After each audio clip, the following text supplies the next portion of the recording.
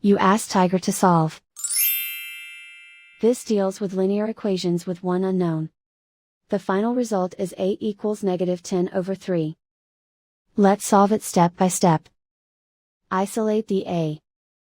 Multiply both sides by inverse fraction 5/3.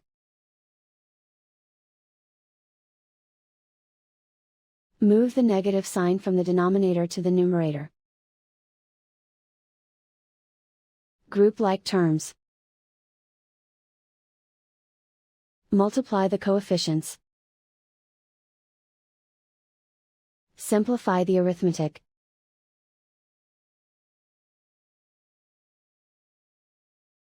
Move the negative sign from the denominator to the numerator. Multiply the fractions. Simplify the arithmetic. And so the final result is a equals -10/3.